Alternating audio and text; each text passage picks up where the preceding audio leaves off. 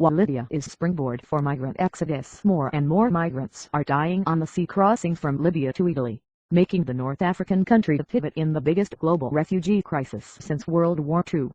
How did Libya become a springboard for the EU? What is the political situation there? There has been no effective government since the 2011 uprising that drove out Col Muammar Gaddafi. Instead, there are hundreds of different armed groups fighting for territory and influence. The groups are divided along ideological and regional lines, and have the support of competing foreign governments, a recipe for civil war. Human trafficking has flowered in this climate. Smugglers, believed to have links to the militias, are making huge profits from packing desperate migrants into unsafe boats bound for Europe. What are the other factors? Geography plays a part. Libya's porous land borders connect it to some of the world's poorest and most dangerous countries, and it has a long coastline a few hundred miles from the southern shores of Italy.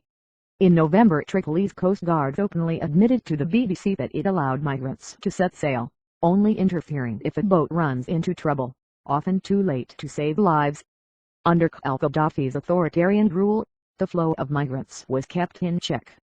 But with a patchwork of militias now controlling Libya's ports, there are fewer curbs and no central authority for Europe to deal with. For migrants, Libya's destabilization has made it the easiest way out of Africa.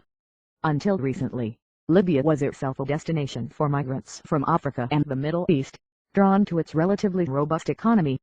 However, the civil conflict has made it a very dangerous place for any foreigners to linger. Migrants who may once have been prepared to search for work there are now desperate to leave. What about other routes? Libya lies along the migrants' central Mediterranean,